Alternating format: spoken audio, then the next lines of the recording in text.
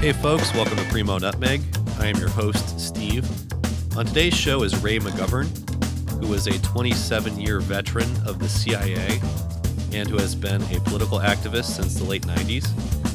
During Ronald Reagan's first term, McGovern briefed President Reagan's 5 most senior national security advisors. Upon his retirement in 1990, McGovern received the CIA's Intelligence Commendation Medal. In 2003, McGovern formed Veteran Intelligence Professionals for Sanity, and in 2006 he returned his Intelligence Commendation Medal in protest of the CIA's policies on torture. McGovern has been arrested for protesting Hillary Clinton in 2011 and resisting arrest while trying to attend a David Petraeus speech in 2014. McGovern is also an expert in Russian foreign policy, and I'll be asking him a lot about Russia, Syria, and Donald Trump. Stay tuned, and I hope you enjoy the show.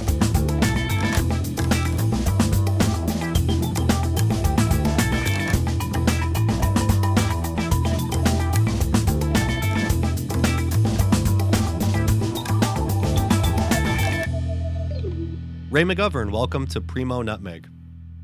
Thank you, Steve.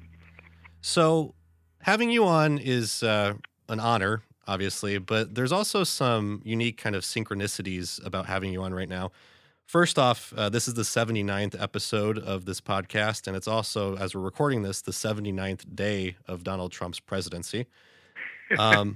Also, we scheduled you actually earlier this week before what happened in Syria, and you being a former CIA analyst, it's very timely to have you on at this point.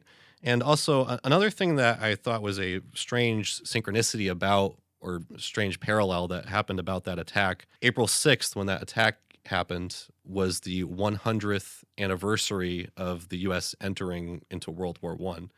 So I guess that would be, really the first thing I'd like to focus on in this conversation, because I think a lot of people weren't really expecting that attack to happen, especially if you consider the geopolitics and all of the rhetoric that's been going on for the past several months, with people saying that Russia was aligned with Trump and that, they had hacked the election on behalf of Trump.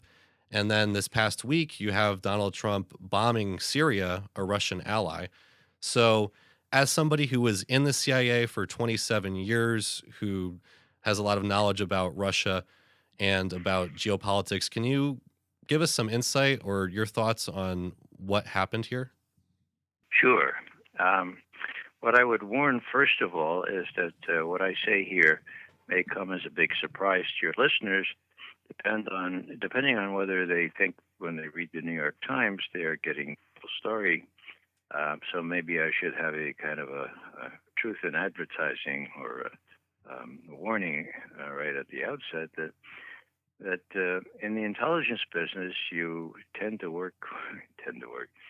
you do work with facts, okay? You try to find facts, like investigators or, like detectives. We positively lust after documentary evidence. We disparage or take several second looks at hearsay or things that are well known, so to speak, or things that, quote, officials say, end quote. So with that as preface, let me say this, that the charges that Trump owes his office to the Russians are ridiculous on their face. The evidence that has been adduced is non-evidence by a thoroughly politicized intelligence community, the likes of which I have not seen since the fraudulent intelligence, and I say fraudulent, not mistaken, fraudulent intelligence was concocted and adduced to, quote, justify, end quote, the attack on Iraq in March of 2003. This is very distressing to honest intelligence analysts. It manifests itself in many ways. Now let's dispatch with the charges that the Russians are behind Trump's win.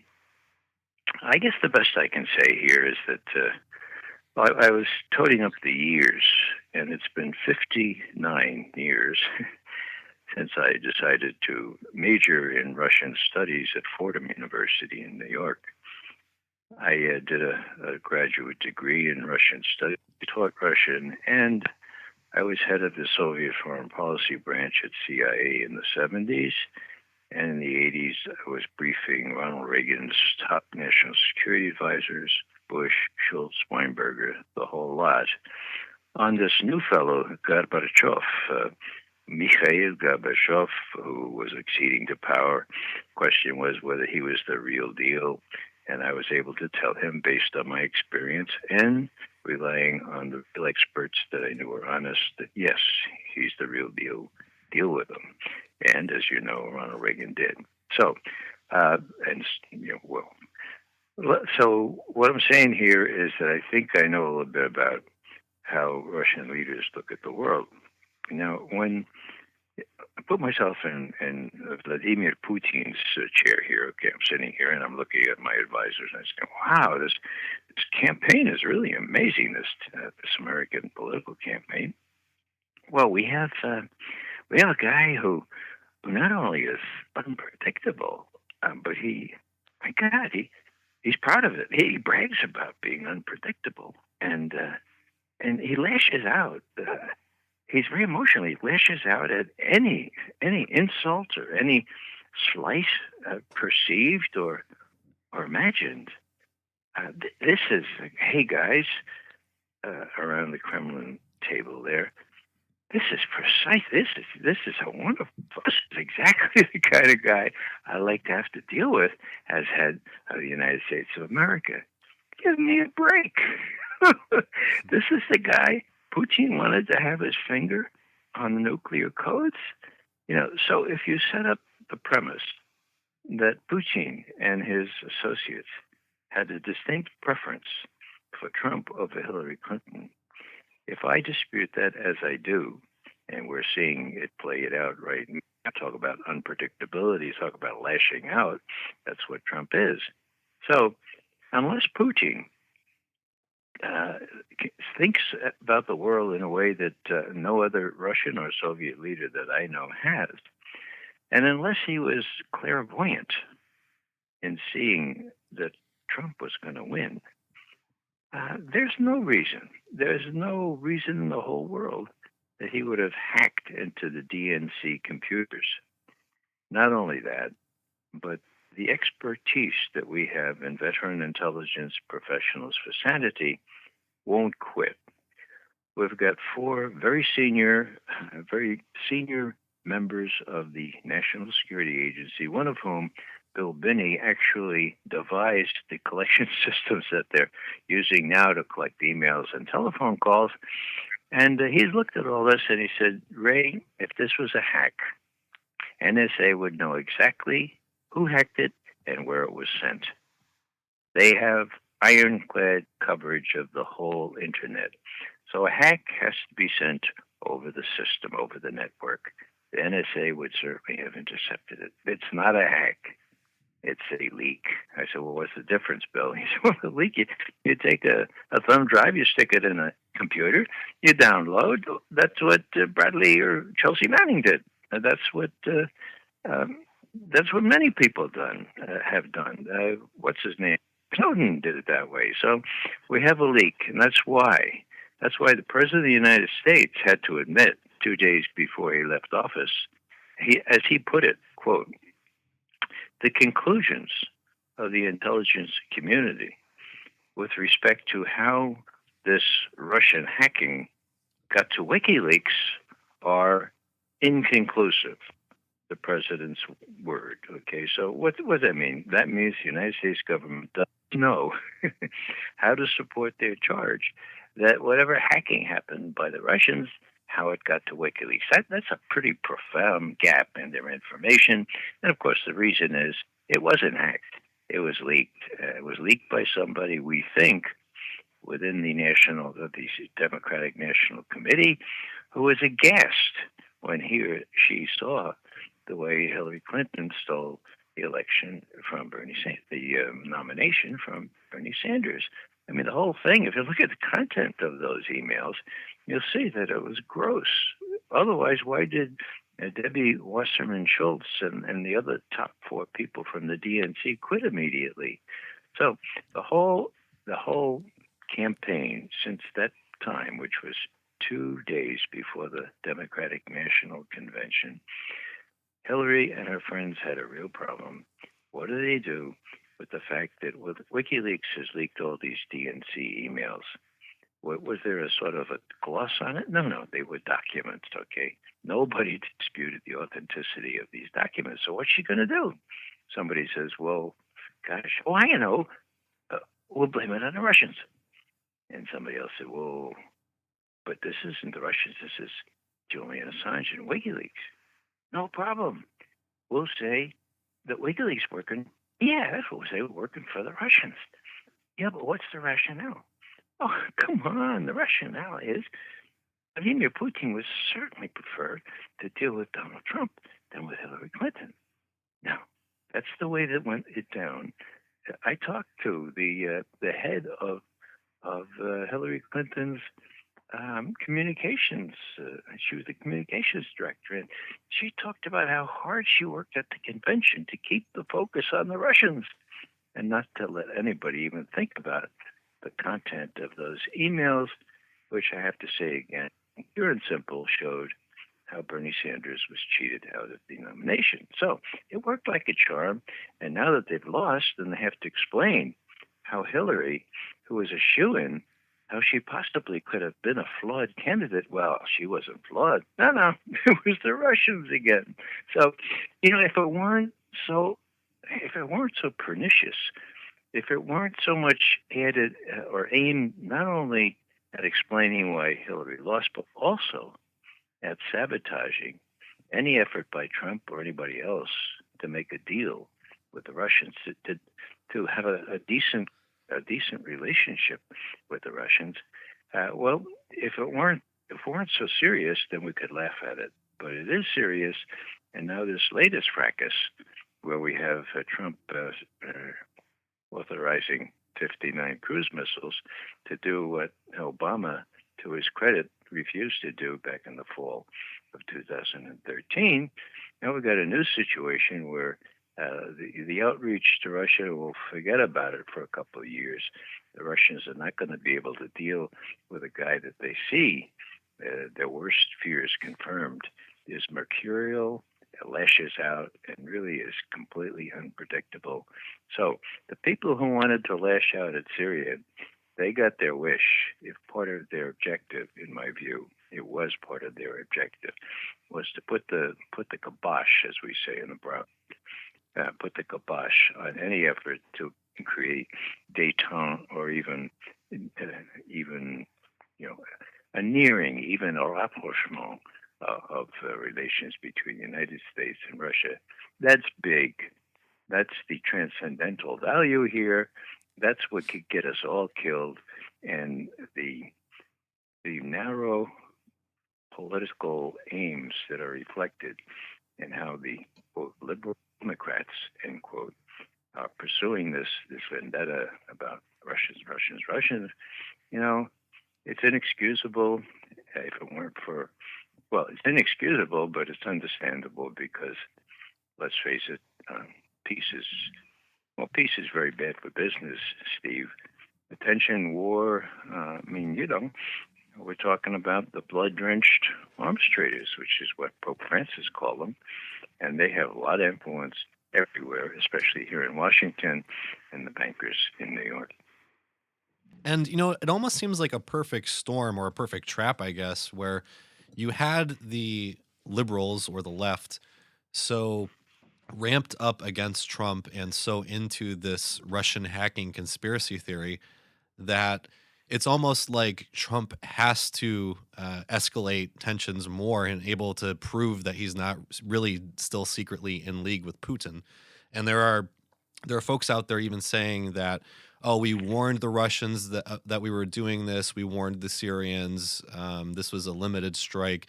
This was to kind of throw people off the scent of the hacking. But At the same time, if Trump really is escalating tensions with Syria, with Russia, if he did seemingly flip the script here, then you have all of his supporters, the diehard Trumpers out there. They're going to now back escalate the escalation against Russia. So I know that you didn't study Donald Trump during your time in the CIA, but I would just be interested to hear what your perspective is on this. What happened with Donald Trump? He ran as an isolationist. What are your thoughts? Why did Donald Trump do this? Why is he now seemingly going against Russia as opposed to seeking some kind of new peace with them? Steve, there's a battle royale in progress here in the White House in Washington. Trump's own advisors are very much divided on these key issues. But there is one pervasive reality, and that is something called the deep state. Now, rather than try to define that, let me give you an example. Chuck Schumer, the minority leader in the Senate, he's on with Rachel Maddow about 6, 8 weeks ago. And he says, Rachel, I used to think that Donald Trump was a really smart guy, but he's done something really, really foolish. And she says, oh, what's that? He says, well, he's taken on the CIA. And he doesn't apparently know that the CIA has 6 ways to Sunday to get him. So whereas I thought he was a smart businessman, I'm having my doubts now. This was a very foolish move.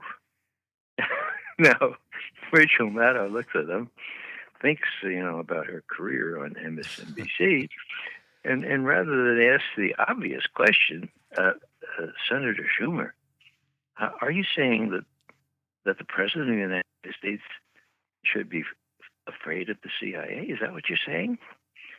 Well, she didn't say that. Surprise, surprise. She said, oh, I guess we better go to break. Give me a break, give me a break. So what am I saying? I'm saying that I know this to be the fact, and especially under Obama, on whom John Brennan, the head of the CIA, had a specific hold, and I can adduce all kinds of examples of how that played out in practice.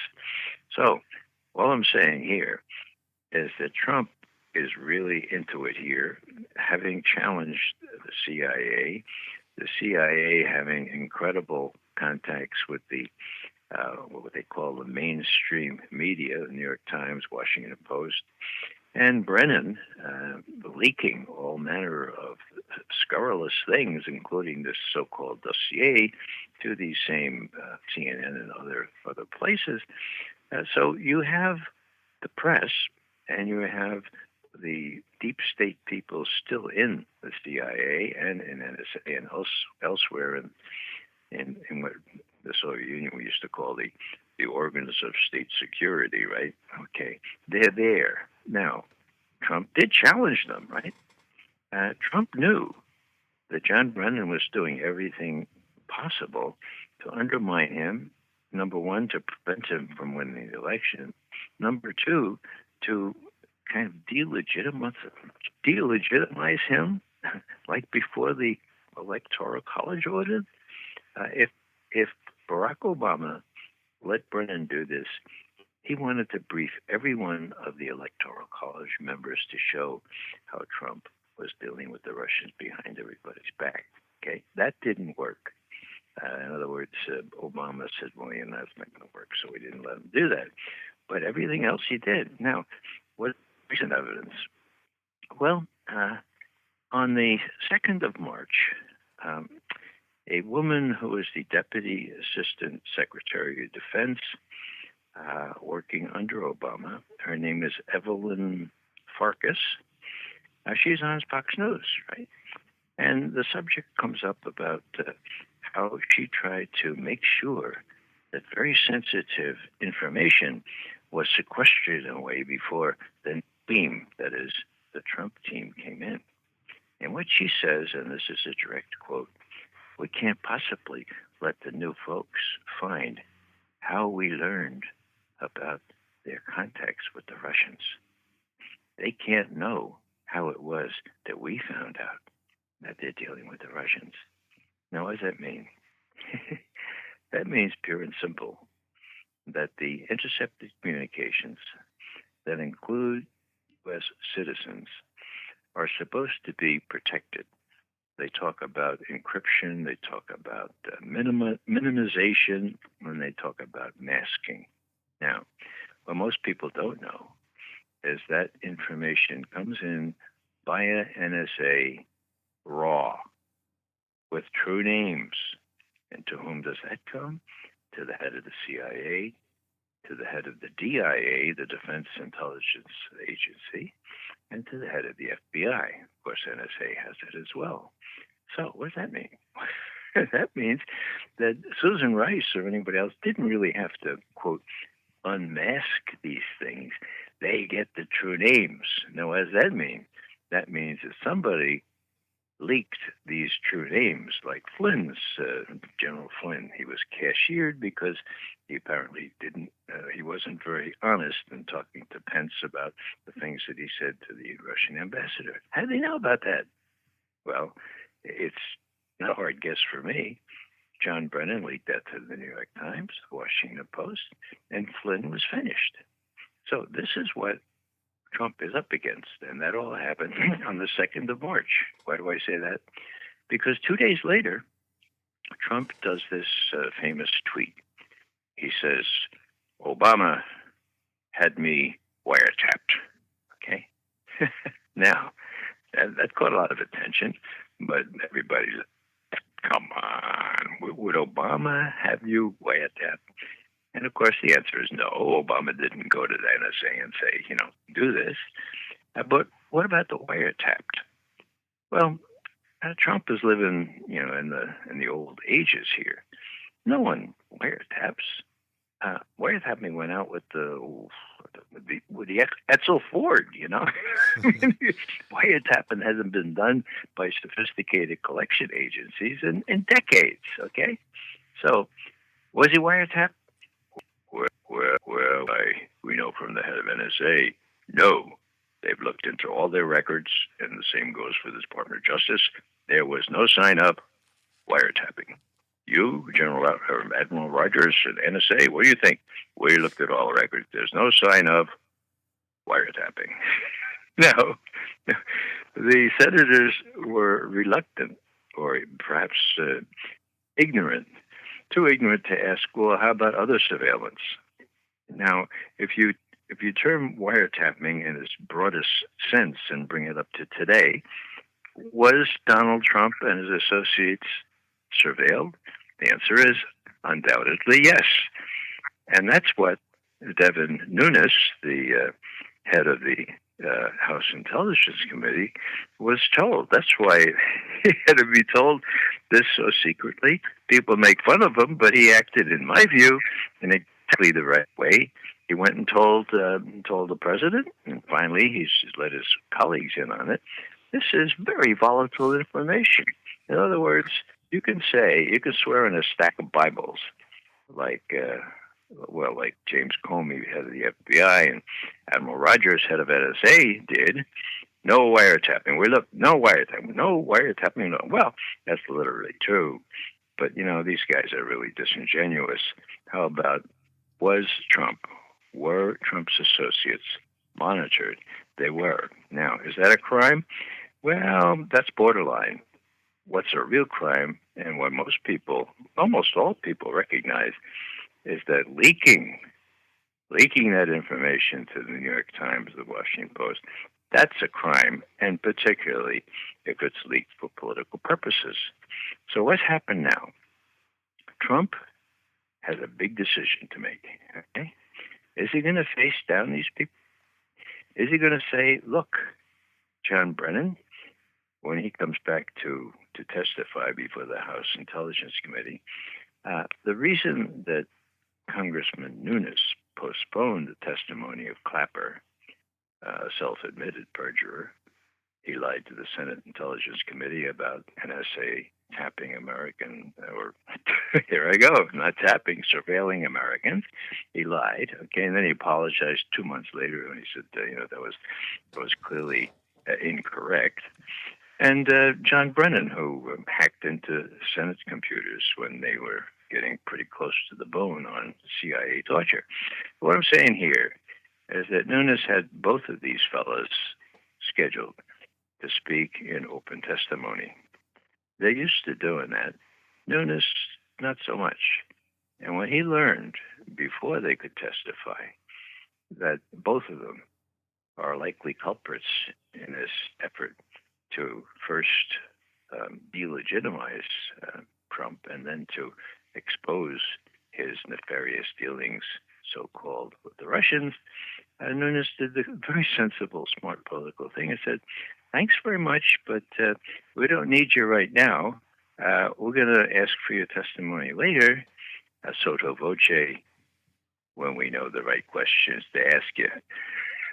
So now, what's going to happen? Well, I don't know what's going to happen. The first thing I don't know is whether Trump is going to face these people down or is going to try to. Now, the second thing I don't know is that if he tries to, will he be able to prevail? That's a 50-50 proposition. Obama never tried to. Obama did whatever John Brennan told him to, and that's a just very slight exaggeration. The only time I know that Obama refused to do what John Brennan wanted, when he said, "Well, John, that's a little extreme, going to brief all the electoral college people. That's no, we're not going to do that." Okay, so there is a deep state. It's very, very powerful. One of their objectives, of course, is to control the president. Another is to keep in business here and get their budgets still rolling. After all, as I said before, peace is very bad for business. If they can stoke up tensions with Russia, man, well, the intelligence budget has tripled since 9/11. It'll go sky high if they can keep this tension going. So I have to be honest, Ray. I'm kind of wondering in all of this, with Trump bombing Syria like this, do you think it's possible that maybe Trump really wasn't facing off against the deep state this whole time? Maybe it's not that they intimidated him or that he needed to prove something to them, but that maybe he was actually a plant. Maybe he was working with these folks the whole time, and that this whole Russiagate thing just could have been a big spectacle. Well, everything's possible, especially in this town. But I've watched it very, very closely, reported upon it a lot, and that's beyond my capability to believe. A lot of this stuff is real. A lot of this stuff is a function of the fact that Trump thought he could run Washington by himself and by his daughter and son-in-law. That's turning out not to be the case. And still worse, we have factions within the White House. What's happened to Bannon is really interesting. He's been shoved aside. I guess he wasn't part of this decision to bomb Syria. The decision was an extremely crazy one. And I'll tell you why. We knew, that is, we veteran intelligence professionals for Sanity, we knew that the big so-called chemical attack on that village in Idlib province, that it wasn't what everyone said it was. Now, how do we know that? All I can tell you is that we have good friends who know that we trade in the truth.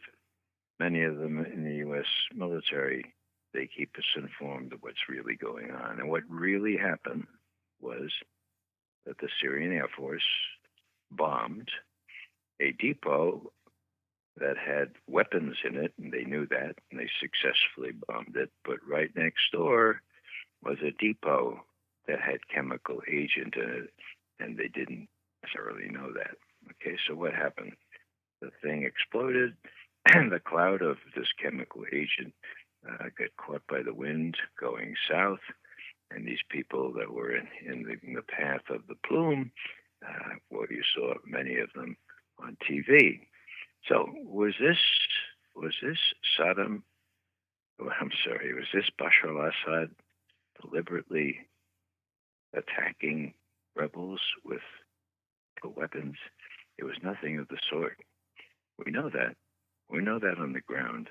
What we don't know, and this is important, um, what we don't know is how far the information that we have from young officers on the ground, how far it got, whether it got to the president.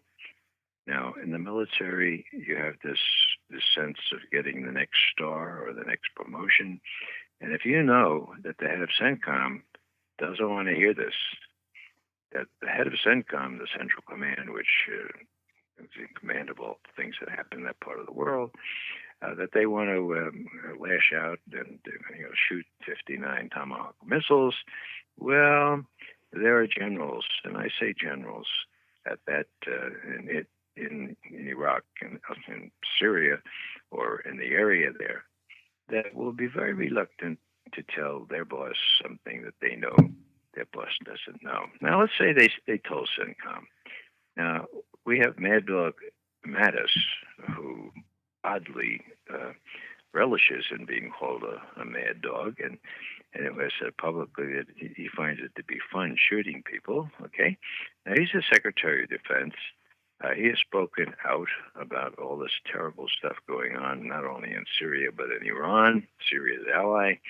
And so you're the head of CENTCOM now. You're General Voight or Vogt or whatever his name is. And you say, now how's it going to be for my next star if I tell Mattis he's wrong? This wasn't an attack by Bashar al-Assad. This was a mistake, a terrible mistake. But how are they to know that the rebels had this stockpile of poison gas, okay? Well, maybe I'll tell them, maybe I won't. The experience we've had is that don't tell them. So it's an open question as to whether Trump knew anything anything other than those photos he was shown. And we have several reports of how shocked he was and all this, because he really cares about those particular babies. Babies in Afghanistan, Iraq, not so much, okay? Refugee babies, not so much. But these, he's a very impressionable guy, so he looks at these photos and he says, yeah, what do you think? And Mattis says these guys have to be retaliated for a chemical attack. Chemical attack never happened in the sense that they're claiming, and there's precedence for this because what they cite as having gone down outside Damascus on the 21st of August, 2013, was not a chemical attack by Bashar al-Assad, even though John Kerry got up 10 days later and said 35 times, Bashar al-Assad did it, Bashar al-Assad did it, Bashar al-Assad did it. Now, we had all kinds of information that it was not Bashar al-Assad. One of them was General Dempsey went to the president and said, General, Mr. President, I've been talking to my British counterpart, who happens to be a good friend of mine, incredibly trustworthy. They have a sample of the sarin used outside of Damascus.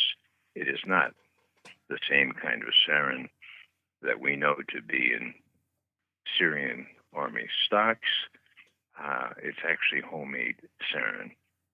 Now, that was one thing. The other thing is this. The line kept being perpetuated. In other words, Bashar al-Assad, like Saddam Hussein, right? Remember that? He gassed his own people, right? Well, he didn't. It was the rebels. It was a mousetrap. It's what we call in the business a false flag attack to get Obama to retaliate and do shock and awe, the kind that has been done just 2 nights ago against Syria. Now, I'll just give you one more little tidbit here. Obama has his own little unofficial biographer, and his name is Jeffrey Goldberg. He writes for The Atlantic. He gave Goldberg many, many extensive interviews last year, and among the things he said was, you know what I'm most proud of? I'm most proud of resisting the pressure by virtually all my national security advisors to hit out at Syria. That would have been a really bad mistake. I'm really glad that I went and gave it to Congress and said, give me an authorization if you want to. And Goldberg says, well, why? Well, one of the things that Obama explains is that, look, During the last week of August, so a week after the sarin attack outside Damascus, we were deliberating how to react to all this. And of course, Kerry was saying that it was Bashar al-Assad. He did say that 35 times on the 30th of August. So we were kind of figuring out what to do. And what happens? But James Clapper, the head of my intelligence setup, head of all the 16 agencies there, he comes unannounced. And he says, I have to talk to you. And so Obama says, sure, what's up? And Clapper says, well, I don't know how to exactly say it. Let me say it this way. That Bashar al-Assad was responsible for the gas attacks outside Damascus on the 21st of August.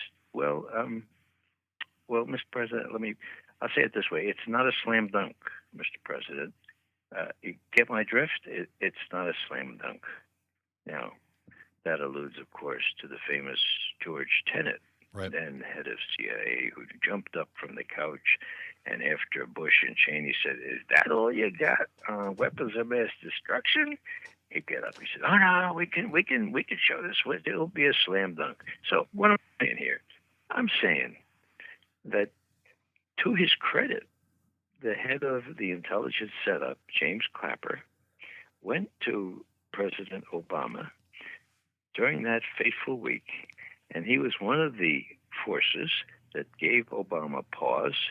The other one was General Dempsey, and he finally decided, well, I'm being mousetrapped into this thing. It wasn't government sarin. It was, as the Russians were saying, homemade sarin. And we know, and this is important, you don't hear any of this in the press, in our press, but we know that Turkish parliamentarians got access to court documents in Antakya, southern Turkey, and this court had indicted, I think it was 13 rebels from Syria who were taking precursors to sarin down into southern Syria. Now, they were indicted, okay? They had the goods on these guys. They were going to try them and put them in prison. And all of a sudden, higher authority in Ankara said, no, let them go. Let them go back to Syria. Now, how do we know that? Because the Turkish parliamentarian, and his name was Eren Erdem, testified to the parliament there in Ankara and said, these are the documents, these are the court documents, this is what was going on. And Erdem thought and expressed the view that this is probably the same kind of operation that resulted in the false flag attack outside of Damascus. So, bottom line here, you will see in the second paragraph of every mainstream article on this, New York Times, Washington Post, an allusion to, quote, the August 2013 sarin attacks that Bashar al-Assad mounted against innocent rebels. Okay, it's a false fact, so to speak. It's a mischievous precedent that doesn't exist, and it's indicative of how the mainstream media can get away with all this because they speak with one voice. There isn't even the Knight Ridder option. Before Iraq, when everybody and his brother and sister, not only in the intelligence community, but in the media, would say, oh yeah, Iraq has weapons of mass destruction, Iraq, and they have ties with Al-Qaeda, all this stuff, all right? 69%, this is interesting, 69% of the American people believed that Saddam Hussein had something to do with 9/11 before we attacked Iraq. That was a masterful propaganda coup. 69%. Why? Well, because there were all these reports fostered by the neoconservatives that Saddam Hussein's people had met with some of the attackers in 9/11, all this stuff. It was hooey. There was no foundation to it. But now, more than 69% of the American people have been persuaded by the mainstream media that Trump owes his position as President of the United States largely to Vladimir Putin, another propaganda coup by the Western media, with no substance to it. And this one is even more mischievous because if, as has just happened, now I'll tell you something that hasn't hit the press yet, okay? And it'll show you, if Please you do. wish, that we have contacts from honest people who know that we deal in the truth. I have just learned that the U.S. has imposed a de facto no-fly zone in the east or to the east of the Euphrates River. In other words, we have declared half of Syrian airspace off limits. Now, whoa, what does that mean?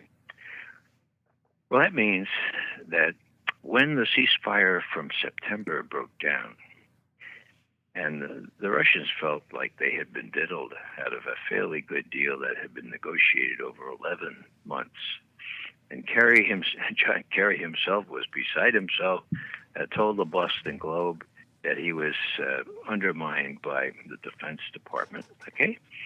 The Russians said, look, we dealt in good faith with you guys. The President Obama, and President Putin agreed on this. They authorized the Foreign Minister, Lavrov, and Secretary of State Kerry to come to the ceasefire agreement. It was botched. It was not botched. It was deliberately scuttled by U.S. aircraft hitting known Syrian army positions. And, we don't know who to believe. Just let us say this, and this came from the Defense Department, not the Defense Ministry spokesman. Okay, he said this: look, from now on, we are going to shoot down anything that moves in the air over the Syrian airspace. At the end of the UN session in New York, at the end of 2015, Putin talked to Obama, and he said, look, Mr. Obama, we've got more skin in the game than you do in Syria. We have all manner of terrorists being trained, terrorists from southern Russia. They're being trained, they're being equipped, they're getting very good practical experience, and then they're coming back to Russia. This is not good. The Saudis, the Turks, the Qataris, they're all doing this kind of thing, and you know it. And we're really curious as to why your ostensible air attacks on ISIS, why they exempt so many of these oil tankers that we know are going into Turkey, and there's a lot of money being made by us. So, long story short, Mr. President, you know that we've been sending aircraft and sophisticated AAA and missile defense and all that kind of stuff into Syria. Day after tomorrow, we're going to use it. And got that, Mr. President? We're going to use our aircraft. We're going after ISIS. We're going after those oil tankers. We're going after everything that moves because we have doubts as to how serious you are about these rebels. Now, Mr. President, we would really prefer that we approach this together, okay? In other words, we think you should care about terrorists, too, and that you should be able to stand up to the Saudis and the Turks. So we invite you to cooperate with us. I would suggest that we authorize Secretary of State Kerry and my Foreign Minister, Sergei Lavrov, get together and work this thing out. Number one, we want to deconflict the air flights over Syria because we don't want to run into each other. Okay, so let's work on that. Well, long story short, 11 months later, say on the 9th of September, there is a ceasefire, limited ceasefire, and it looks like there are arrangements to get the rebels out of Aleppo and all this kind of stuff, right? September 12th, so that's what, do the math, 3 days later, the ceasefire goes into effect. 17th, 5 days later, U.S. Air Force bombs 6 Syrian army positions, killing between 64 and 84 Syrian army troops, about 100 wounded, and the evidence suggests strongly that the U.S. felt free to do so, and that this was an attempt by the Pentagon to scuttle the ceasefire. If it was, it succeeded. Okay? Now, I was just about to talk about how the Russians reacted. Okay, here's got some notes in front of me here. The head of the defense ministry, actually the spokesman. Well, I don't have it here, but I know what he said. He said, "Now look, we're at our wits' end here. We're going to be flying these flights against ISIS. We hope that we can deconflict them, but if we can't, well, just know, Mr. President, that well, that we're going to shoot down anything that moves over Syrian airspace, and we can do that, and we're going to do that. And just be aware, we know about these so-called stealth aircraft. We don't want any surprises here, so we're telling you now, we can shoot them down too, and we will shoot them down. And lastly,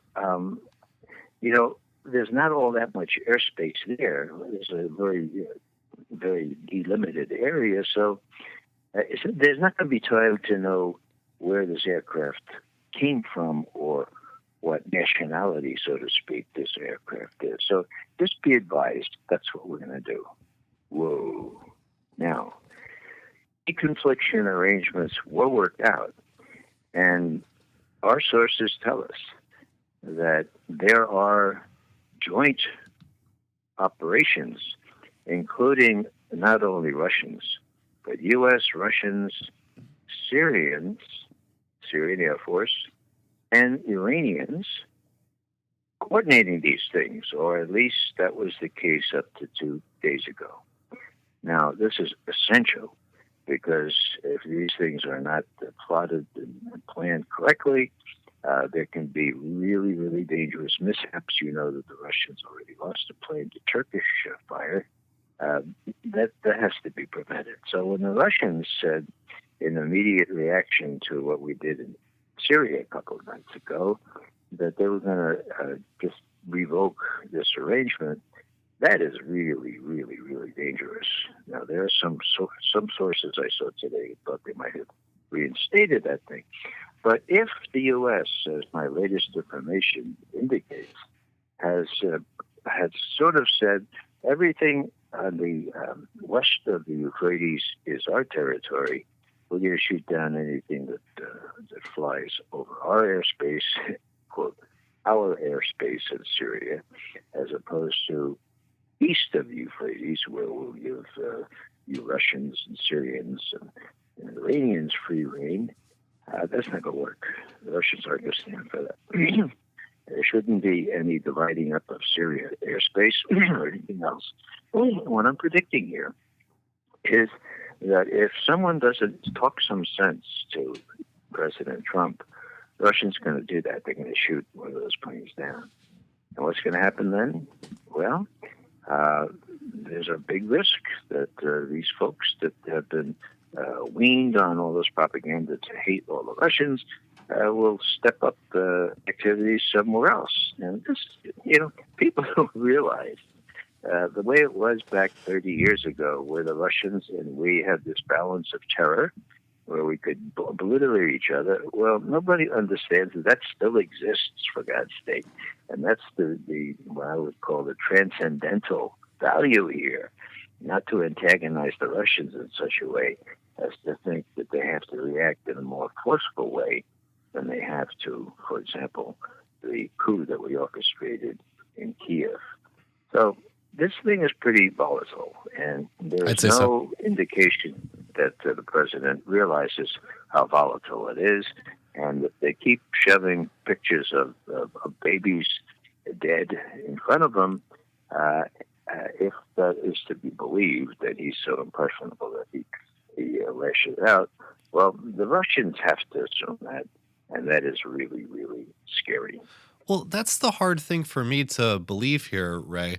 It makes it sound like Trump is this kind of impressionable dope who, depending on what kind of information he gets in the moment, could vacillate between trying to stop this reemerging new Cold War and try to have a friendly relationship with Russia, to bombing a Russian ally.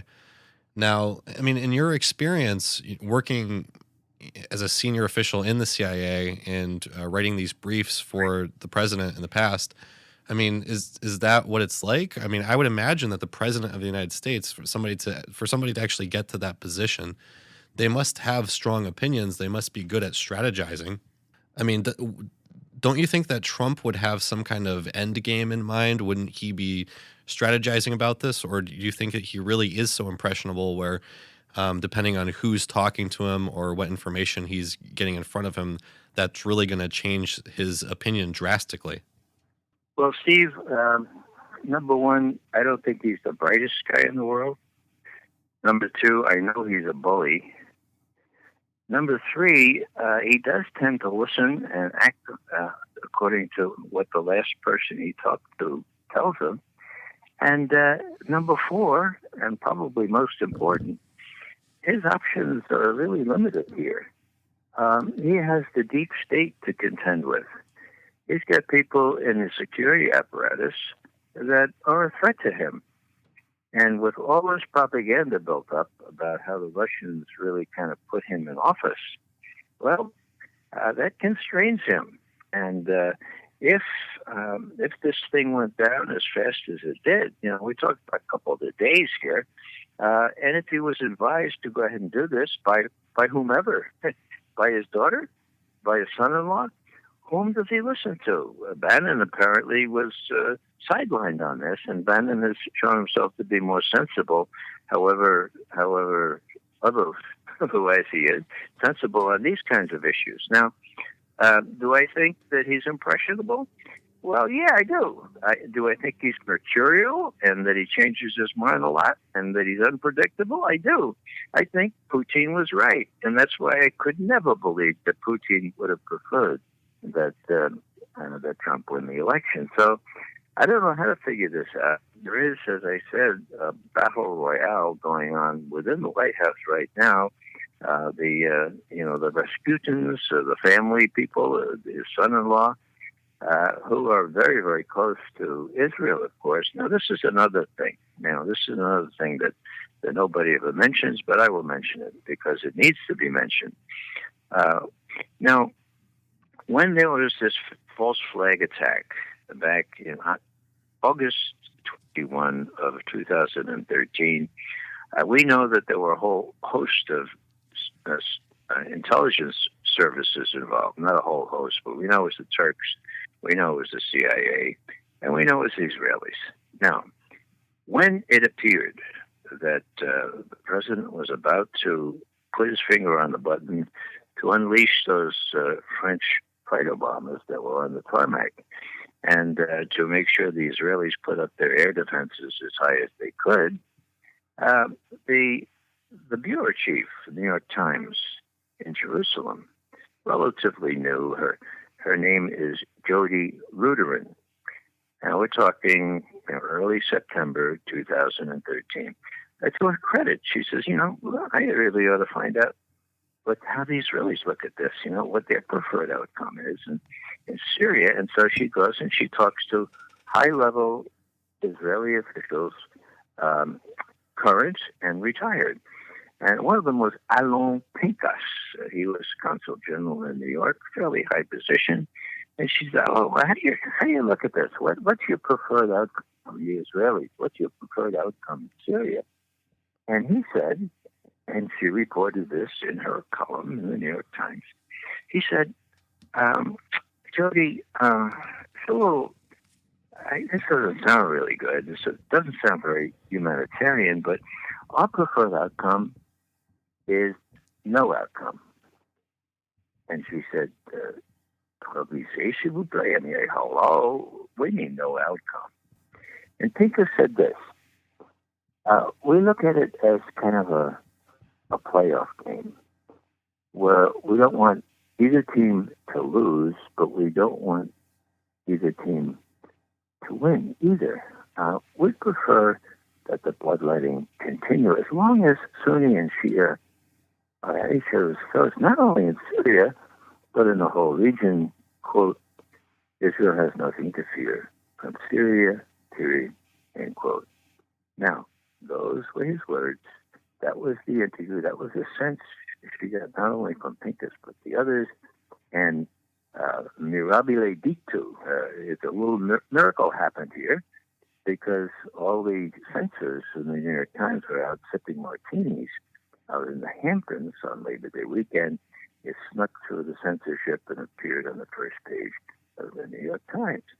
That is what Israel likes to see in Syria. Chaos, okay? Bloodletting, killing.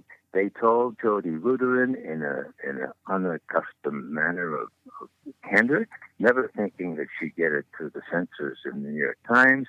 She perhaps naively reported it back, and that's what happened. Now, why, in an immediate sense, would the Israelis have an interest in chaos in Syria? Well, generally speaking, put the Sunni and Shia at each other's throats. But immediately speaking, Hezbollah. Hezbollah is a Shia outfit that is part of the government in Lebanon now. Okay, now it was Hezbollah that fought the Israeli forces to a draw 5, 6, 7 years ago. I forget the date. Okay, they gave them a really bloody nose when the Israelis invaded Lebanon. First time ever it happened. Now, how did they get resupplied? Well, the answer is they get resupplied through Syria.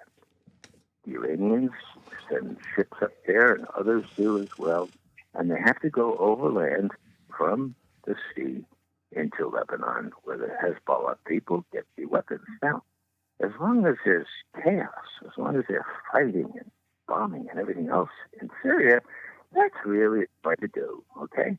So from a near abroad kind of personal point of view, the Israelis look at that as really, really convenient to constrain Hezbollah.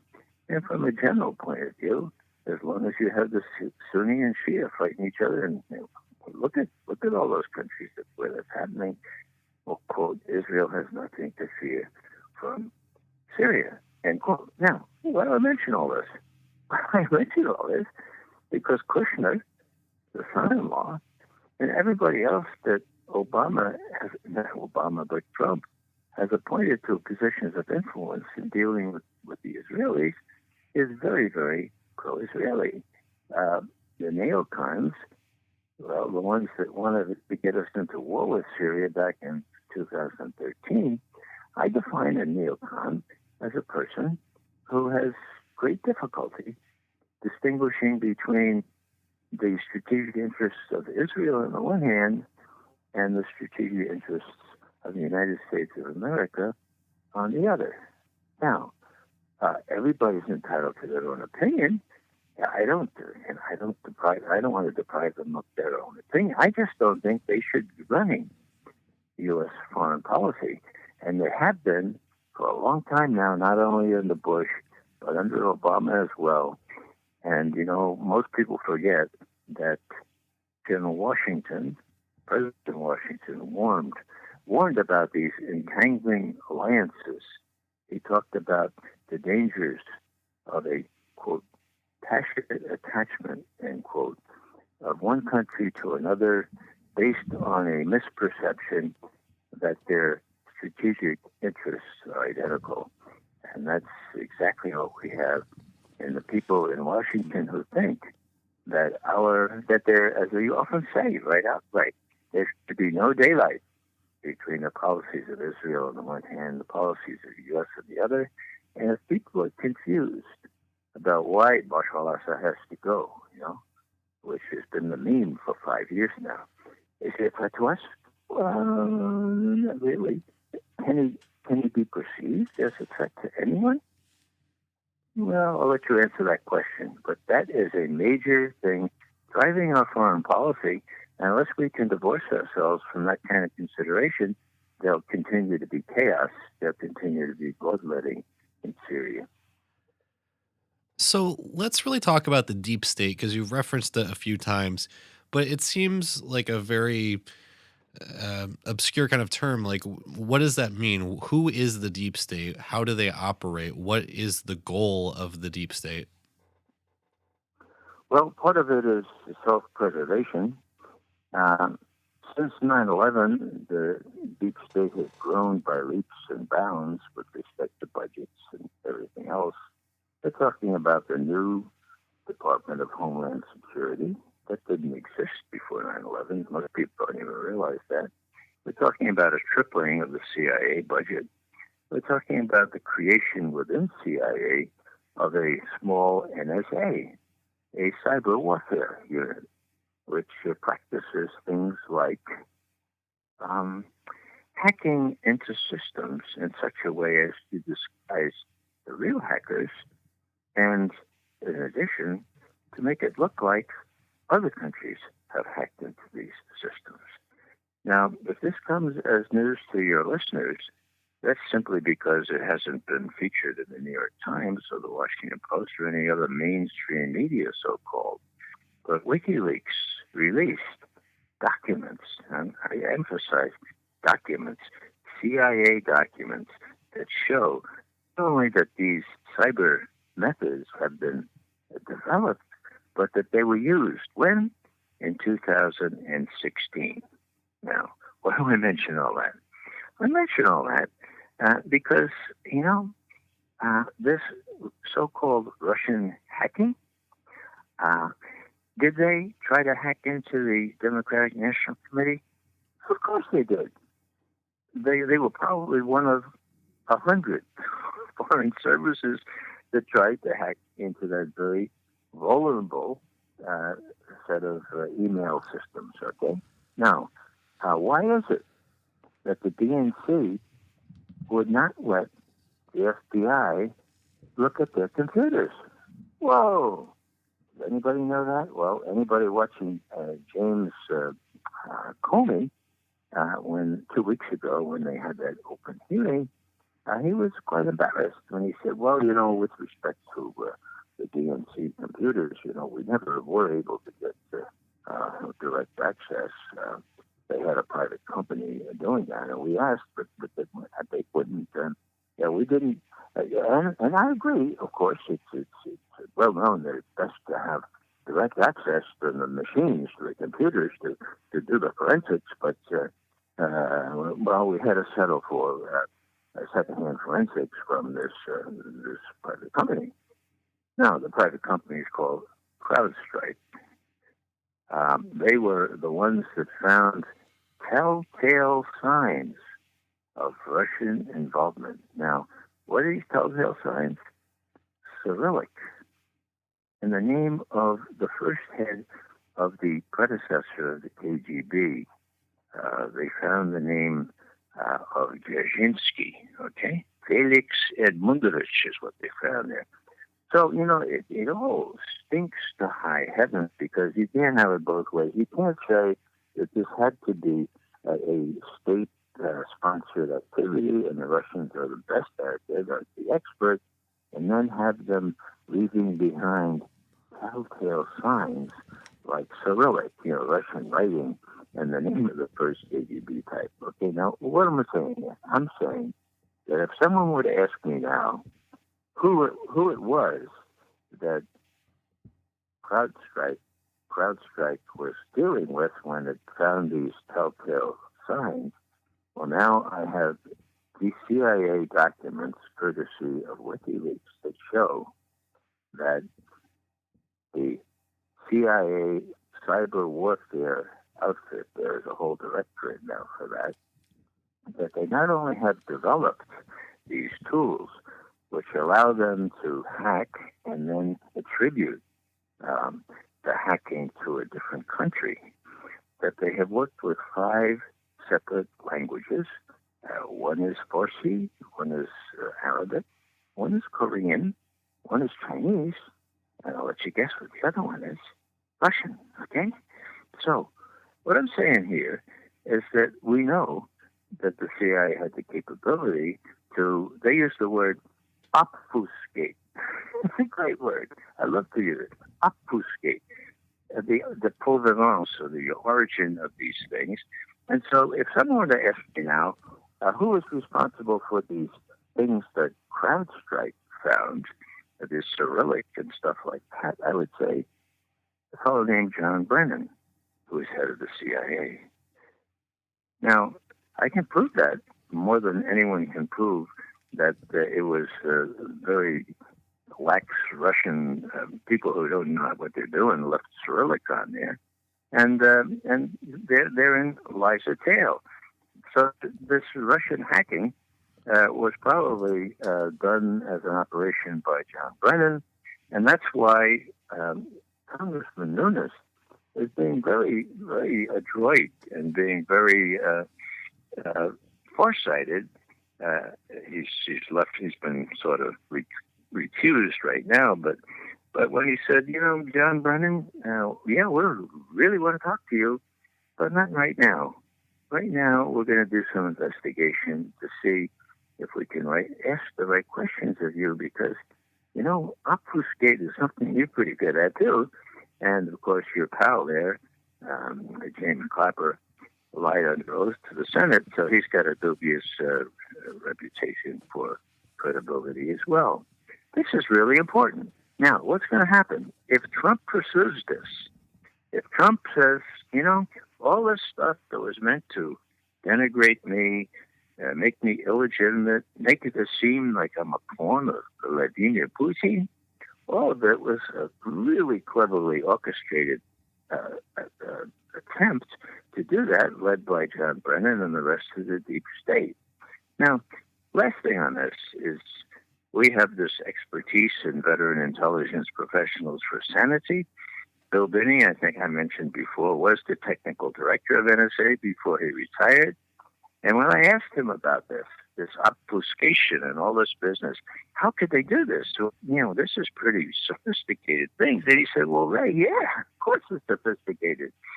NSA and CIA worked for 15 years to develop this kind of thing.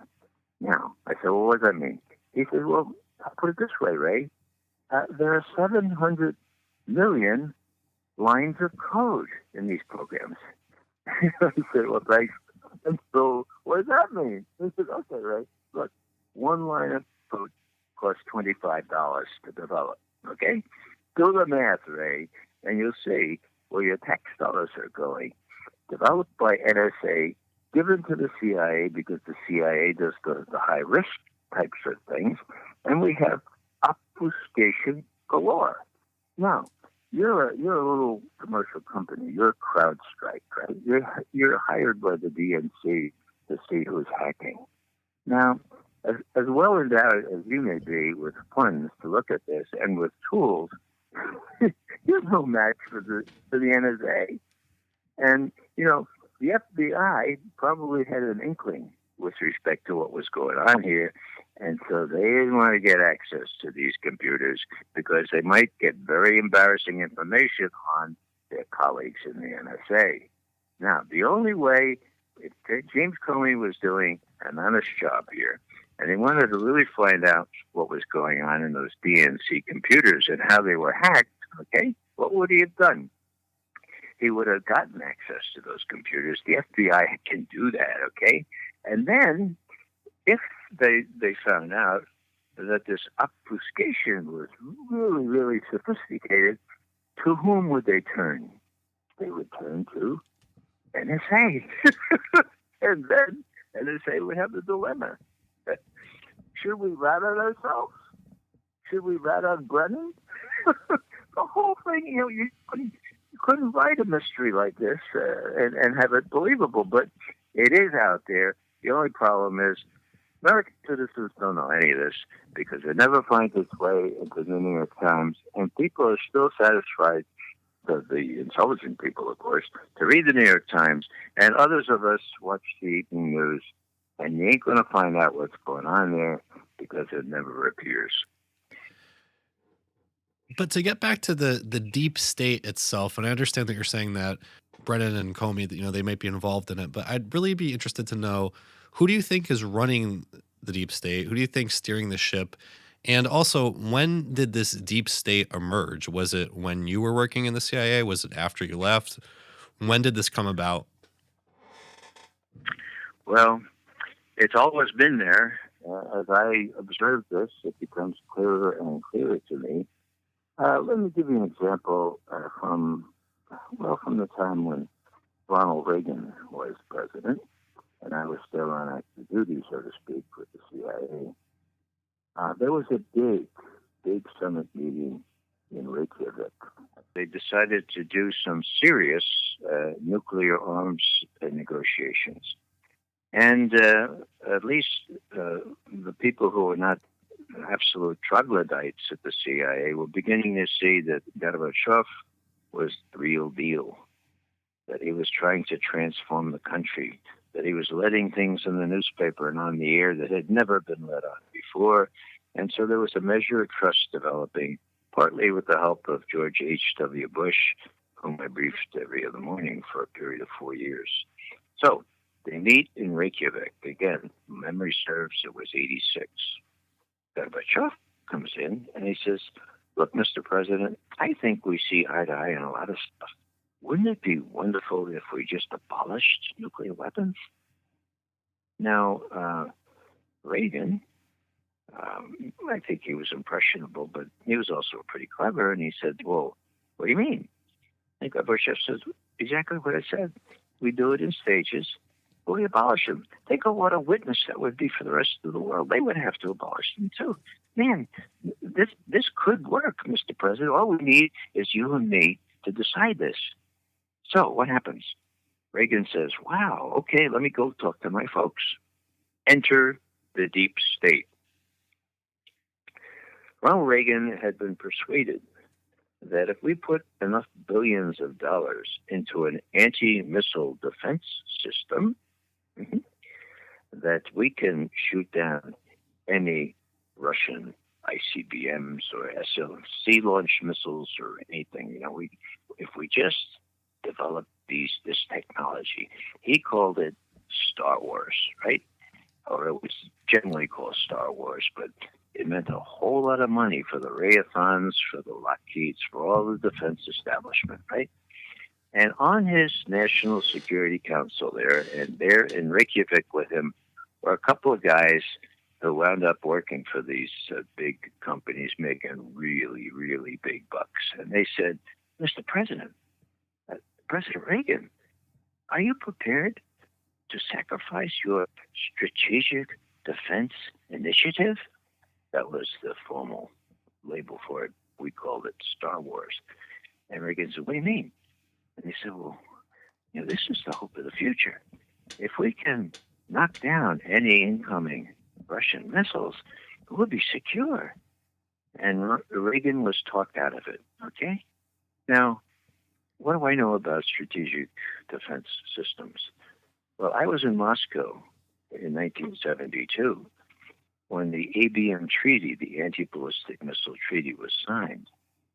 That was the biggest deal in strategic negotiations in decades, okay?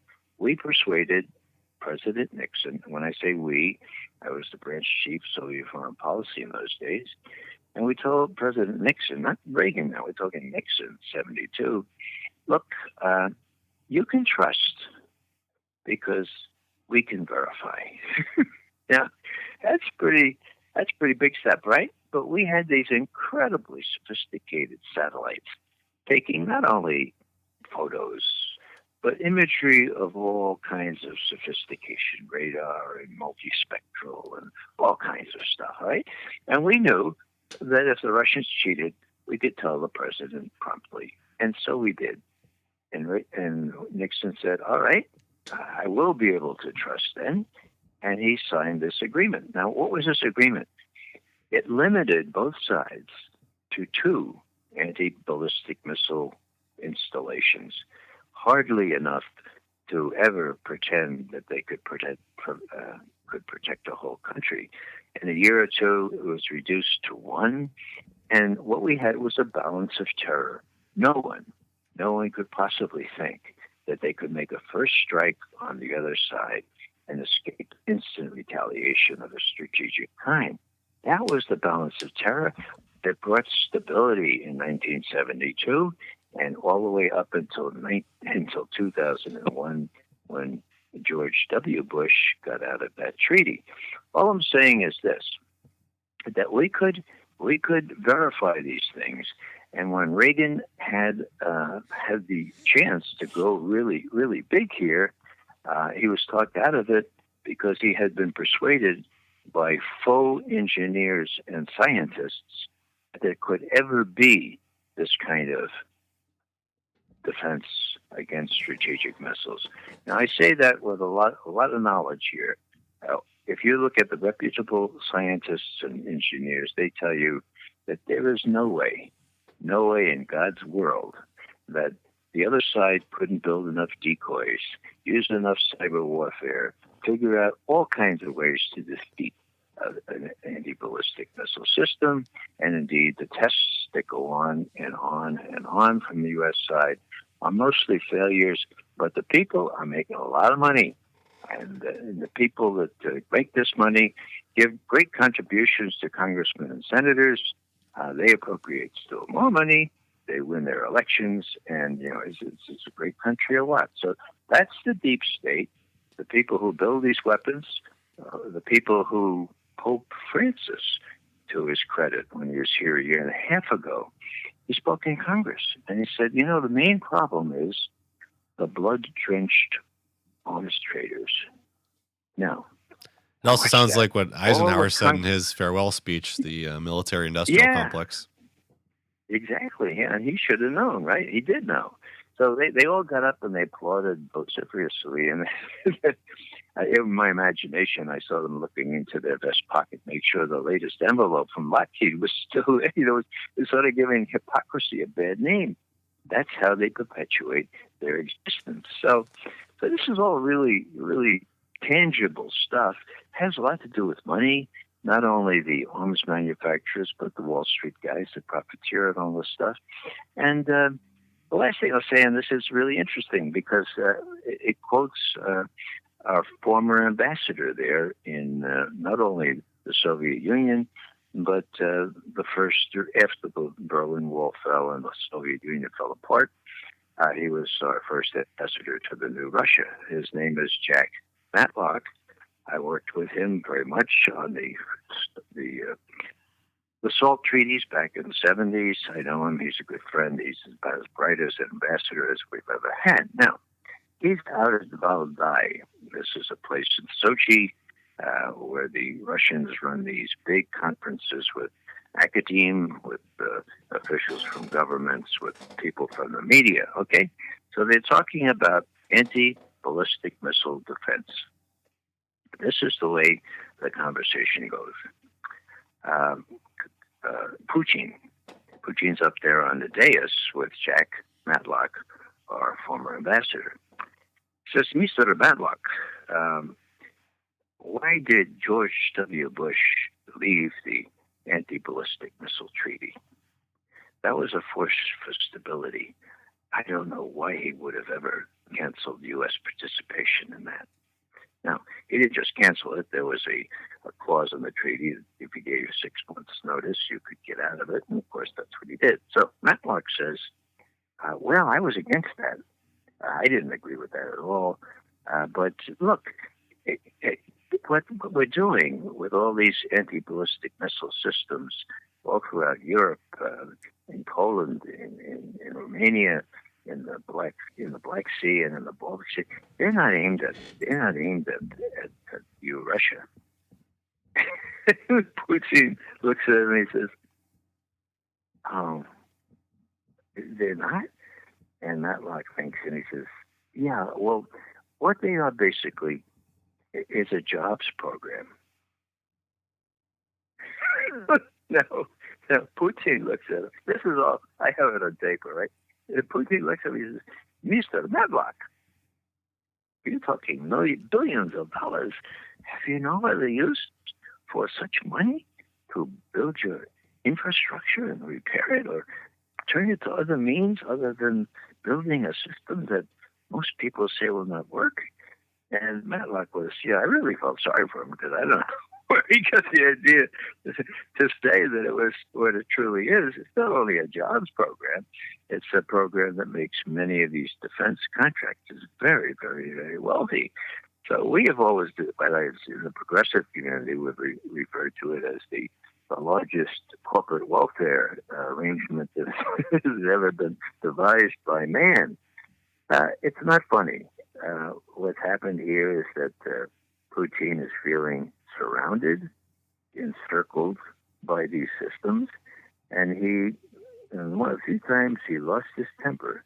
He got together with Western newspaper journalists and media representatives 4 months ago in St. Petersburg. And he said, I don't know what to do with you people. First, you say that these systems are designed to meet a threat from Iran. Now, Iran's not going to have any nuclear capability for at least 10 years. We saw to that. We did an arrangement. Okay, so we thought, well, maybe if that were the reason, then you would stop or curtail. But no, you're keeping building these systems. And so do you not know how destabilizing this is?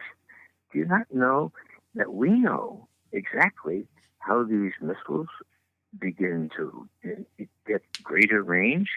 Putin says, tomahawks. We know that the launchers can be adapted to reach not only 1,000 kilometers, but 2,000 kilometers and 3,000 kilometers. And we know your schedule. We know what years those will happen in. And we are aware that those will threaten our strategic deterrent in Western and even into parts of Siberia. So why are you doing this? Why are you doing this? Because I can go to my, he doesn't say this, but I can see Putin thinking, I can go to my generals and say, don't worry about it. It's a jobs program, or it's just a big corporate welfare program. No, these things will never work, right? That's not going to have that option. And the Russian generals have to look out for their own defense, and to construct a system that whether or not the American generals believe that they can do a first strike, the problem is whether the Russian generals believe that the American generals think they can do a first strike.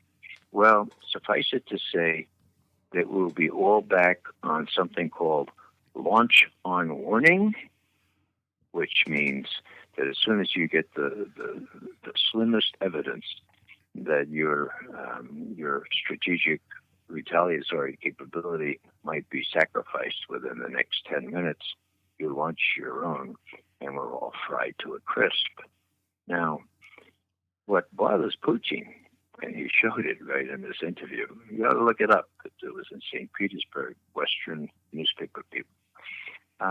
What bothers him is that this doesn't seem to get through to anybody. Nobody seems to understand how volatile this situation can be if, as I say again, the Russian generals believe that the guys in the Pentagon think they can destroy Russia's retaliatory capability. That's called a first strike.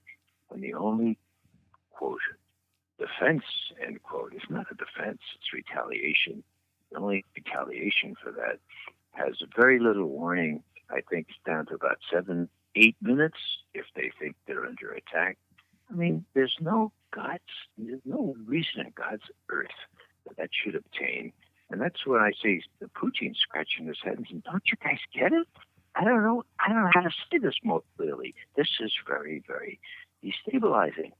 Now, do I sound like a Putin apologist? If I do, it's because I believe that he really thinks that, and that is important. So you mentioned trust but verify, and I think that's a good lead in to my final question. The news nowadays, it seems somewhat fractured where, well, at least from the liberal media, we're hearing that Trump is a Kremlin puppet. And then from right wing news sources, we're hearing that he's going to save the republic. What you're saying, it kind of sounds like he's sort of a buffoon who's very impressionable. There's also folks out there who might think that he's actually in line with the deep state, that he's a puppet of the deep state.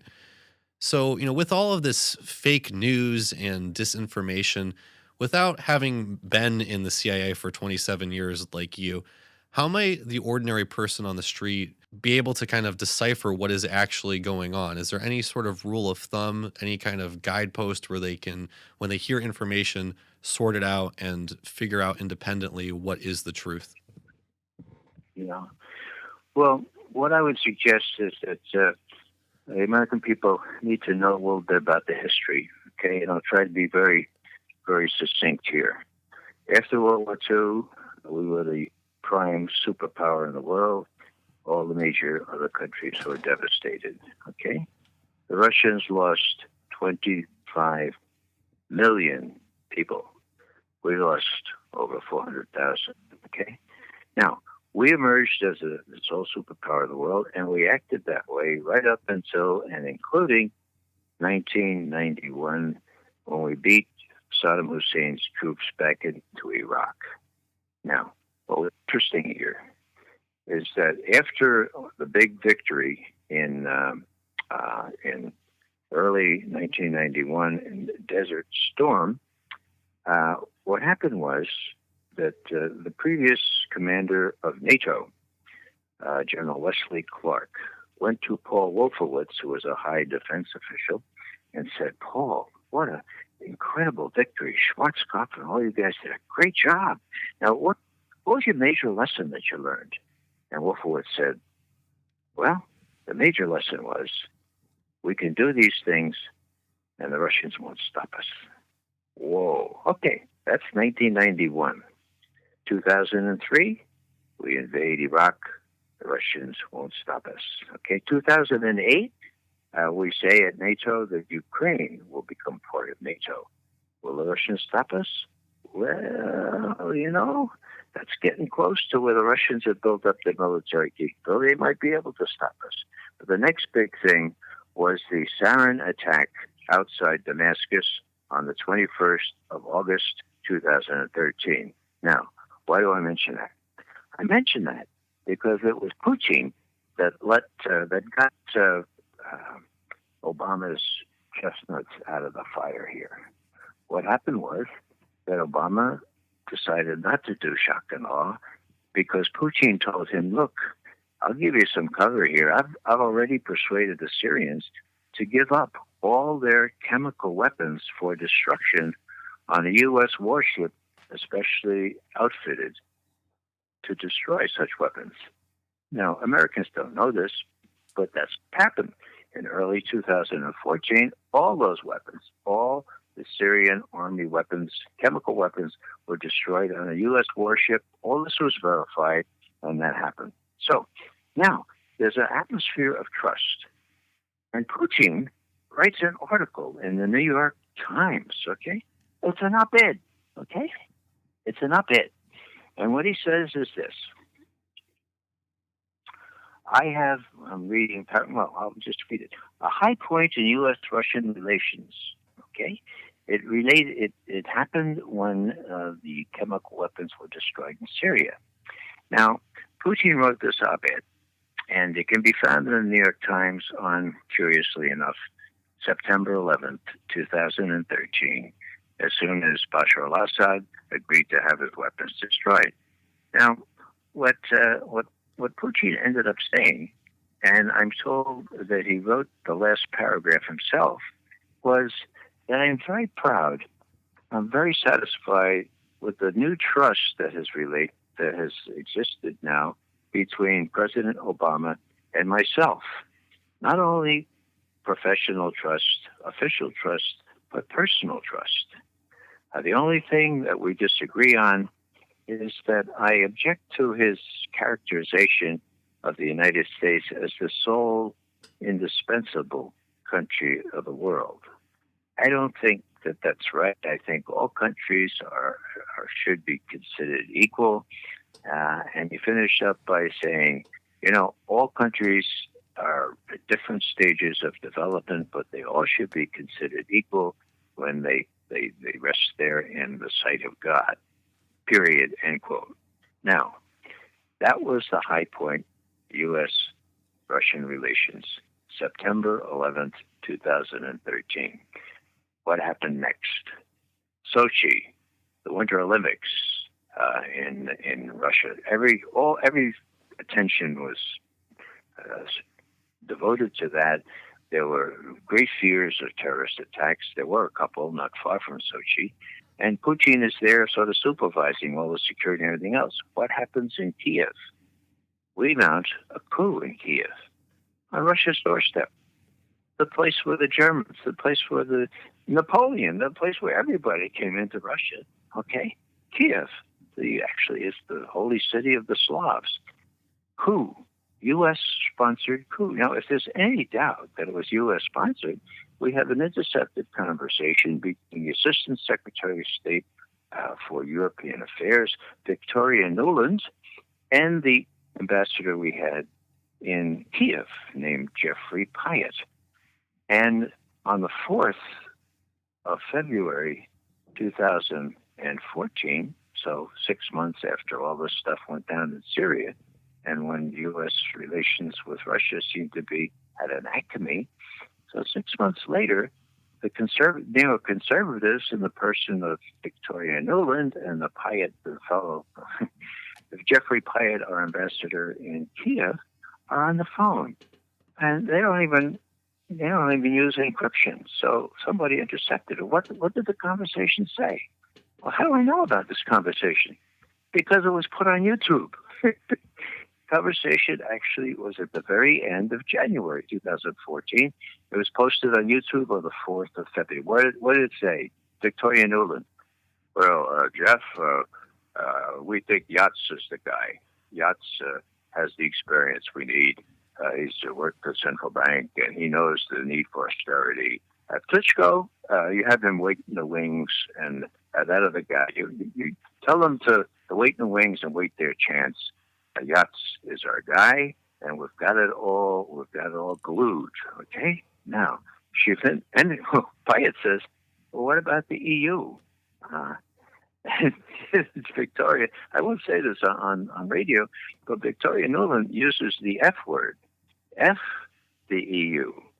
Now, one reason we know this conversation was authentic was not only the voices and the sense of it, but the next day she apologized to EU leaders, saying, "Oh, really? She didn't really mean F the EU, but she did." So they had it wired, they had it glued, and indeed, that was the 4th of February 2014. On the 22nd of February 2014, there was a coup led by proto-fascist forces trained elsewhere in Ukraine and Poland, and the elected government of Yanukovych was removed.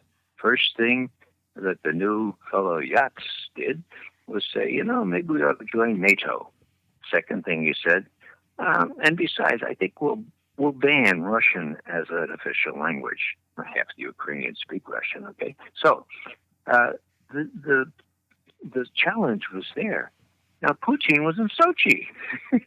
He comes back on the 23rd of February, and he's got a mess to deal with. What did he do? Well, he says, you can't countenance NATO taking over Ukraine. We told the U.S. that. We keep telling them, and here's what they did. So, well, what do we do here? Well, there are people in the eastern part of Ukraine that don't want to live under this fascist or pro-fascist regime, and they're all Russian-speaking. There's Russian stock. If they get into a fight with the Ukrainian army, we'll support them. But the most important thing is where we have our only all year-round warm water naval port. A port we've had, a base we've had since Catherine the Great, and that's the time of our revolution, okay? It is the bulwark of our Navy. It's in the Black Sea. It's got all kinds of air bases as well. We can't possibly countenance NATO taking over Sevastopol, which is the naval base, and the whole of Crimea. So how do we do this? Well, somebody must have said, well, if you took a plebiscite there in Kiev, or not in Kiev, but in Crimea, you'd find that the lion's share of the people, Russian stock, Russian speaking, they'd want to rejoin Russia. It was always part of Russia before. So they said, well, maybe that's the way to do it. Let's hold a plebiscite. Let's hold a referendum. And they did. And they did in short order. I think it was early March. And plebiscite was overwhelmingly approving, and it was monitored. It was a fair plebiscite. It was no surprise to anybody. The figures are over 90% voted to rejoin Russia, and that's what happened. Now, a lot of people think that Russians invaded Crimea, but they didn't. A lot of people think there was a lot of bloodshed. There wasn't. What they do, they had these little green men, okay? Russian soldiers. They were allowed to have Russian soldiers in Crimea to defend the naval port there. I think 20,000 were allowed. So they went to the Ukrainian ministries and they said, "No, we don't want any trouble. We don't want any, but we have instructions from Moscow to take over here. You don't have any instructions from Kiev. So would you just step aside?" And they did. Was anybody killed? No. Was there any shots fired? Yes, one shot fired in anger. Nobody knows where it landed. Now, that's the way the Russians, quote, invaded, end quote, Crimea, because that's what most Americans believe. They were forced into it, and of course, having done that, then the U.S. and the British and French mounted a major campaign saying, "This is unacceptable, and we want to do sanctions against Russia. Okay, we want to do economic sanctions. We want to hurt them for doing this, right?" Nothing mentioned about the coup that perpetrated all this stuff. And, they couldn't, the Europeans have such lucrative economic and trade contacts with Russia that there was no way the U.S. was going to persuade them to institute sanctions. And guess what happened? Well, as a sort of deus ex machina, out of the skies tumbles down an aircraft called MH17. The Malaysian Air Force airliner falls out of the sky over the eastern part of Ukraine, and immediately John Kerry gets up on all the Sunday talk shows and says, pro-Russian separatists shot that plane down. He says further, quote, "We have trajectory information. We know where the missile was shot from. We know when it hit the target. And we know that was precisely the time that the airliner fell to the ground, killing, almost 300 people. I forget the exact number." Now, that's really interesting. That sounds very plausible. The only problem is that despite all these investigations, John Kerry has never come up with that evidence. Now, I'm an intelligence officer. I happen to know what our capabilities to collect information in that area are, particularly when there's a war going on, okay? So, am I convinced that we know, that is, the United States intelligence people know exactly how that plane was shot down? I'm 80% sure that we do, okay? Now, if we do, why don't we adduce that evidence? Well, you don't have to be a rocket scientist to conclude that evidence does not square with the allegations, with the charges that John Kerry made 3 days after the shootdown. What's my point here? My point here is this, that by blaming the Russians and the so-called pro-Russian separatists, now just a word on that, labels mean something, okay? These are not properly described as pro-Russian separatists. Separatists? No. All they want is a degree of regional autonomy, and the Russians have made it quite clear they wouldn't have them. They wouldn't have them, okay? So separatists, how about people seeking autonomy? And pro-Russian? Well, they're anti-coup is what they are. Pro-Russian makes it, so these labels are important. So what am I saying here? I'm saying this, that Kerry's charge that we have trajectory information, which I don't know if it exists or not, but I'm pretty much morally convinced it does not, or else he would have adduced it. It's not that sensitive. Okay, we have this information, and if we don't put sanctions, if we don't put economic sanctions on Russia now, we are all a bunch of wimps, okay? Now that worked. 9 days later, So 9 days after that plane was shot down, economic sanctions went against Russia.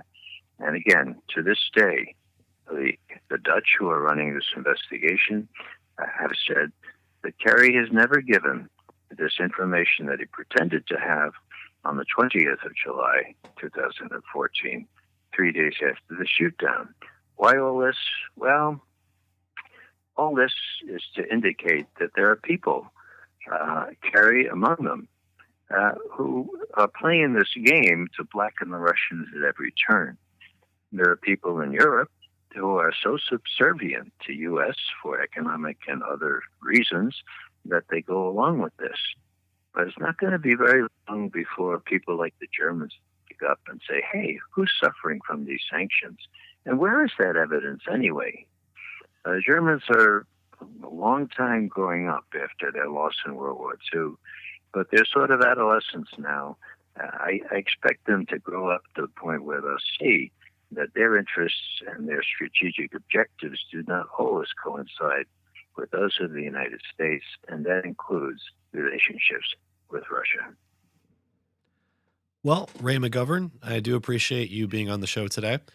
Yeah, I would highly suggest that anyone wanting to know what's going on, and not just from me, but from people that I admire greatly, Robert Perry, who broke the Iran-Contra scandal for AP, he has had this website for 22 years now. It's the oldest investigatory journalism website on the web. It's called consortiumnews.com, CONSORTIUM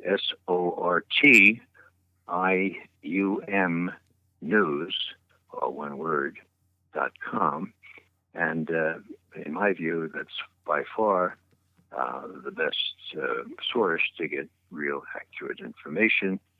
I learned a lot about journalism by writing for Bob Perry. If you say something, you better be able to substantiate it. Now, I also have a website that's called raymcgovern.com. Not very difficult to remember. My son out in California populates that website, and over recent days and weeks, it has been very active. I post not only my articles, but my interviews with TV and radio, and also an occasional speech or so. So it's all there. If you want to know what I think, that's the best place to go. But I would also encourage everyone to look at consortiumnews.com. Now, I used to, and this is probably a point worth making, I used to, without any hesitation, advertise democracynow.org. Now, that's Amy Goodman, and man, I have learned so much from watching Democracy Now! Monday through Friday at 8 o'clock when it comes on the web, but mostly about what's going on in this country. You know, she was the first one at Standing Rock. She's all over the place. I've learned incredible amount, not only about current affairs, but American history, okay? I have to say now, this pains me greatly, that she is one of those, as I look at it, who are having real problems with PTSD. Now, when I say PTSD, I'm talking about the shock that Trump won and Hillary lost. That's really hard to deal with. The hate for Trump. Well, there are plenty of reasons for that, but you know, hate is not a good quality to have as a journalist. Now, people say, "Oh, she's drunk the Kool-Aid." Well, there's a lot of Kool-Aid going around in New York and in Washington. I think that's unfair. I think she just hasn't made her peace with the fact that Hillary lost, and so she's willing to be very one-sided in choosing what to say and how to say it, to include all this garbage about how Trump owes his election to presidency to Vladimir Putin. So I'm the last one to disparage Amy for doing a great job domestically. It's been very painful for me to watch how her standards have gone down And what I think is at the foot here is, I think, properly described as PTSD, having lost the battle and having been shocked at losing the battle, and then having a clown, a very dangerous clown, come in. I should mention that I don't agree with anything that Trump is doing internally, but even a broken clock can be right. How many times? I guess twice a day, right? Okay. Right. Well, Trump happens to be right on Russia, right? And so people should be able to be mature enough to say, well, on this, no incidental small matter, he seems to be right, and he's being so attacked that he's not going to be able to reach out to the Russians, given what he was just persuaded to do a couple of nights ago. So it's a very sad situation, and I can understand why partisans who rooted for Hillary, as all the media did. Look at the New York Times coverage; it was ridiculous. Dana Milbank in the Post was telling us Hillary's going to win for 5 months before she lost. So this is a lot to deal with psychologically. But as I say, hate is not a good emotion to have as you approach these things. And they hate Trump; they hate him for good reason, I guess. But it's not a good journalistic technique. So what I'm saying here is that even with people who have been really, really good in the past, you have to be discriminating here and realize that there is this PTSD going around. And sad as it is, you should recognize it for what it is. It's not easy, because if you look at the evening news on TV, if you read the New York Times, you don't get it. And so all the more importance should be attached to what you just asked me to do, and that is to recommend consortiumnews.com, McGovern.com. I would say there are other, truthdig.com is good. Common Dreams, okay, although there's a little Kool-Aid drinking there as well. I believe you write for antiwar.com. So there are a lot too, of right? things. What's that? You write for antiwar.com also, correct? Yeah, well, they pick up, I write first and foremost at Consortium News, but almost all of the stuff is immediately picked up by antiwar.com, sometimes Counterpunch, often Common Dreams, and there are other websites that reprint things, but the original comes to consortiumnews.com. So I'm delighted and people want to put my stuff around, but I have to say Absolutely. that the competition is such, and the kind of indoctrination is such by the mainstream media, that we don't have a prayer. A small example of that, when Colin Powell made that speech at the UN, we had already formed a small group. There were only 5 of us at the time. We called ourselves Veteran Intelligence Professionals for Sanity. And we decided that we needed to test ourselves. Were we too long in the tooth to do what we used to do when Khrushchev or Mao or Gorbachev, when they were making a speech? What I'm talking about is instant analysis based on a lot of familiarity with the past. Well, we said we'd try that, and we did it. And AFP said that they would get it out on the AFP is Agence France Presse, that they would get it out on the wire. Used to call it the wire. By 5 o'clock, if we could get them a précis, an analysis of what Colin Powell said. Long story short, we coordinated a draft that I originally drafted. We coordinated that, and we missed the deadline by 15 minutes, but AFP rose to the occasion. They got it out on the wire. Now, what happened? Well, we told the president, look, you need to widen the circle of your advisors beyond those clearly intent on a war for which we see no compelling reason, and from which we believe the unintended consequences are likely to be catastrophic. That was the 5th of February, 6 weeks before the attack. And you were right. Well, we take no delight in that. It's just really frustrating that nobody listened to us. So what I'm saying here is that after we did that, AFP put it on the water, and we got immense reaction. The Japanese, the Brazilians, the Norwegians, the Swedes, the Germans, they all want to talk to us. But you know what? Not one U.S. or Western wire service or whatever they call them these days, AFP, Reuters, the rest of them, not one contact from them. Even though we were a unique group, the only alumni association, so to speak, from the CIA, formed for any other reason than, being the equity, some drinking or some lectures listening to. So we were unique, but the people that were interested in our uniqueness or what we had to say were people from abroad.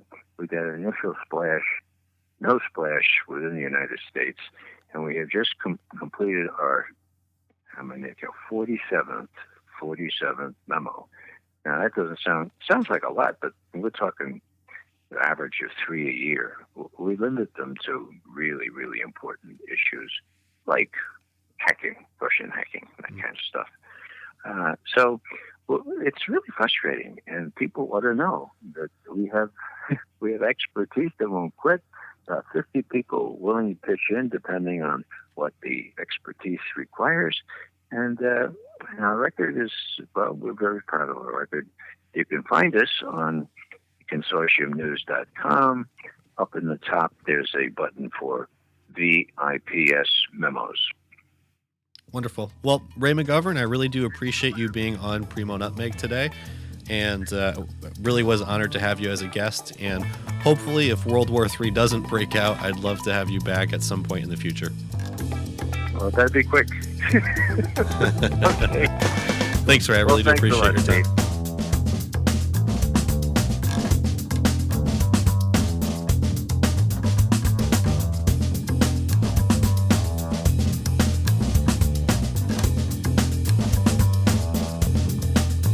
Thank you, everyone, for listening to this edition of Primo Nutmeg. If you did enjoy the show, please do subscribe to us on SoundCloud, iTunes, and YouTube. And also check out our new website, primonutmeg.com. Thanks again, folks, and until next time.